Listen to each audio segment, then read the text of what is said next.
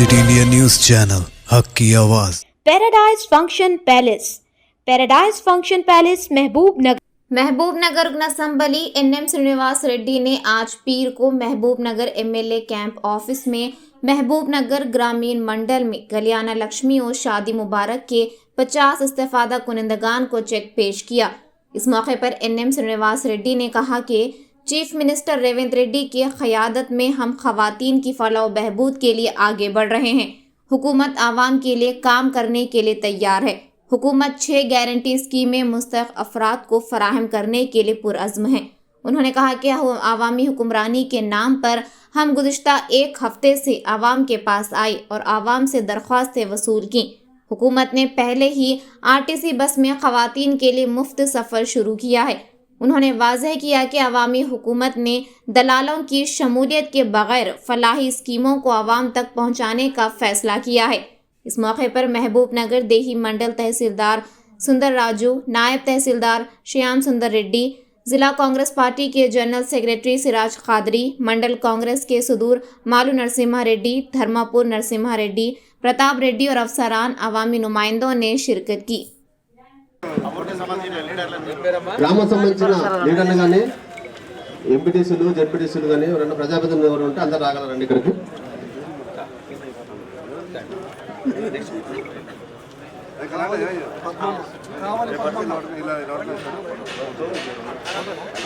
Next కావాలి పద్మమ్మ,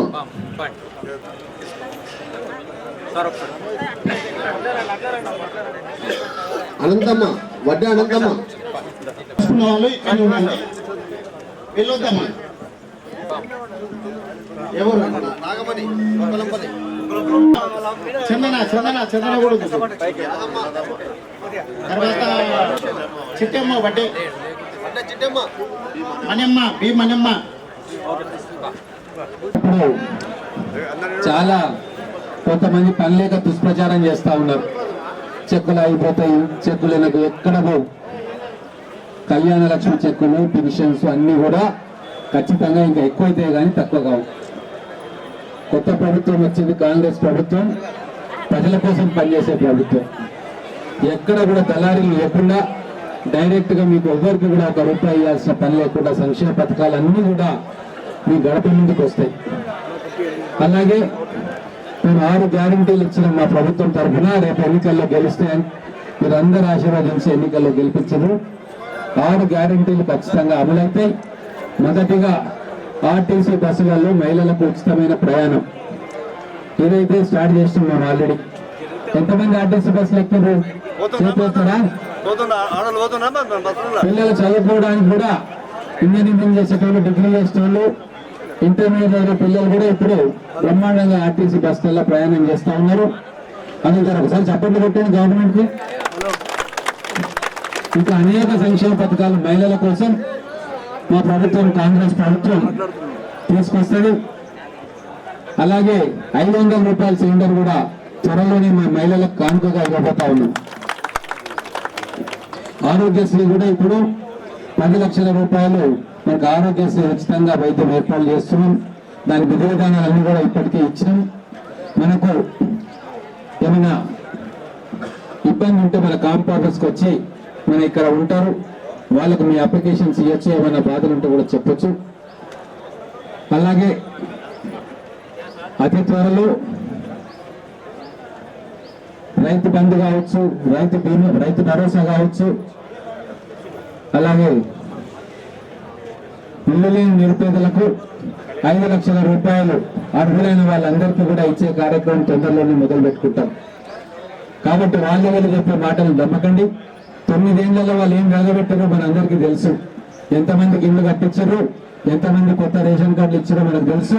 అందుకే ఈరోజు ప్రజాపాలన పెట్టి మీ దగ్గరికి అధికారులను వచ్చేటట్టుగా చేసినాం. మీరు అందరూ అప్లికేషన్ రాసుకున్నారా? గ్రామాలలో ఇచ్చిండ్రా? అన్నీ కూడా కంప్యూటర్లో ఫీడ్ అవుతా ఉన్నాయి. ఈరోజే కలెక్టర్ గారితో మాట్లాడితే 4-5 సెంటర్లలో మీరు ఇచ్చిన అప్లికేషన్స్ అన్నింటినీ కూడా కంప్యూటర్లకు ఎక్కిస్తా ఉన్నాం. ఒకసారి ఆ కంప్యూటర్లకు ఎక్కినాక ఎవ్వరు అవసరం ఉండదు. ఏ దళారీలు కానీ మధ్యవర్తులు కానీ వాళ్ళకు డబ్బులు ఇవ్వాల్సిన పని లేదు. ఆటోమేటిక్ గా మీకు అర్హులైన వాళ్లకు సంక్షేమ పథకాలు ఆటోమేటిక్ గా వస్తాయి. కాబట్టి ఎవరైనా వచ్చి నేను మీకు ఇల్లు ఇప్పిస్తా, మీకు పెన్షన్ ఇప్పిస్తా అని చెప్పి ఎవరన్నా డబ్బులు అడిగితే ఇమ్మీడియట్ గా మాకు ఫిర్యాదు చేయండి. ఒక్క రూపాయి కూడా ఎవరికి ఇవ్వాల్సిన పని లేదు. ప్రభుత్వం మారింది, ప్రజల కోసం పనిచేసే ప్రభుత్వం వచ్చింది.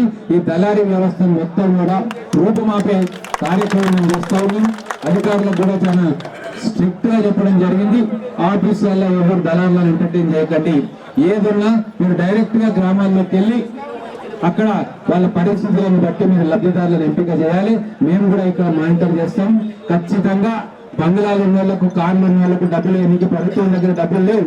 కేవలం పేద ప్రజలకు, అవసరం ఉన్న వాళ్లకు ఆదుకోవడానికే ప్రభుత్వం ఈ సంక్షేమ కార్యక్రమాలు పెట్టింది.